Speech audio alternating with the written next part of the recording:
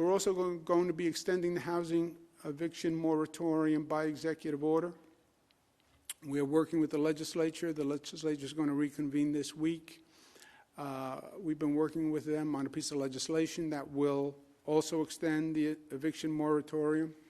We want to make sure that homeowners are protected, that it doesn't affect their credit rating. There's no mortgage foreclosure. The legislature convenes today, and we have an agreement with them on a housing moratorium bill. We want to get to May 1st. We'll see what happens by May. But we want to protect tenants. We want to make it simple. We don't want people evicted. We don't want them to have to go to court to fight the eviction. But we want to make sure they're not committing fraud either. So they will make representations that will be legally enforceable. And again, we have an agreement, and as soon as that bill is passed, I'll sign it. Today, I'm also signing an executive order to withhold pay increases for all state commissioners and statewide elected officials. This is the right thing to do, I think. Obviously, it's easy for me to propose something that's going to affect myself. This also affects all commissioners and statewide elected officials. Dr. Zucker, for example, won't be getting a raise this year. It's no reflection on what these commissioners have done. They probably worked harder this past year and performed better than any commissioner in their position, frankly, in decades. There has been no test like this test for a government official. But I appreciate their sacrifice and their showing of solidarity for the people of this state during this difficult period and during this difficult financial period. I also want to thank the Lieutenant Governor and the Attorney General and the Comptroller for the same statement that they're making. They've all worked incredibly hard this year. And this is another sign of their commitment in their public service. So I thank them very much.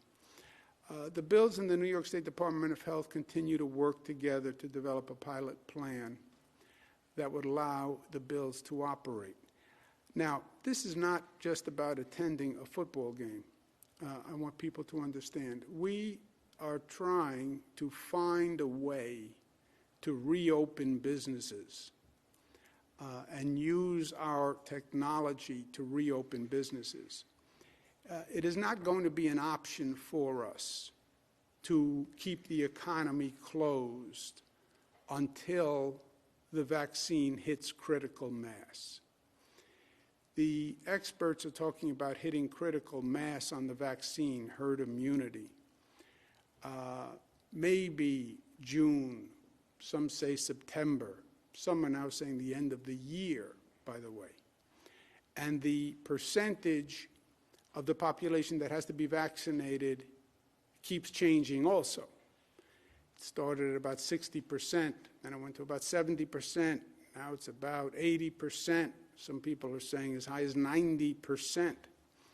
That is going to take many months. If you wait to hit critical mass for the vaccine, you are talking about closing the economy for 6, 9, 12 months going forward. If it goes to 12 months, that means a longer period than since this began. That is not possible. It's not possible economically, psychologically. It's just not possible.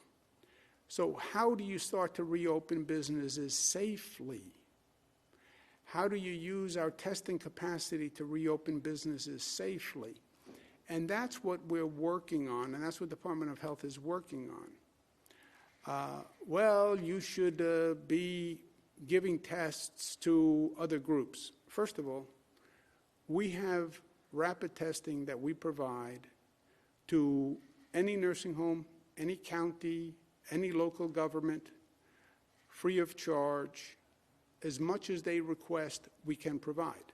We have never not provided an amount of rapid testing that has been requested by a local government, local Department of Health. So it's not that we have a shortage of rapid tests, but we do have to have a model that shows we can start to reopen businesses. And anyone who thinks that we're going to make it another 6, 9, 12 months with a closed-down economy, that's just not a realistic possibility. So that's what we're trying to work on and demonstrate. Can you do it?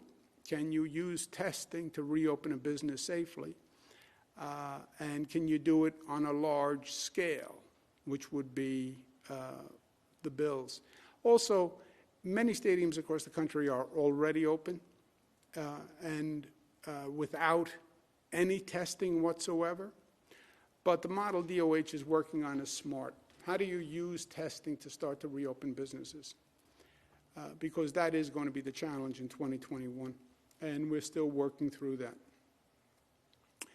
Western New York has also done a good job in getting ahead of their positivity rate. They had the highest positivity rate in the state.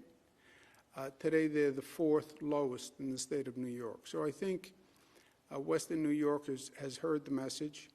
We now need Finger Lakes to understand it, Mohawk Valley to understand it, Staten Island to understand it, but they are in control of their own destiny. And you see the variance across the state. There's also a story in that. Why is Manhattan 2% and the Finger Lakes 4 times the infection rate in Manhattan? How do you explain that? Except the behavior of those people in that place. With that, we'll take questions.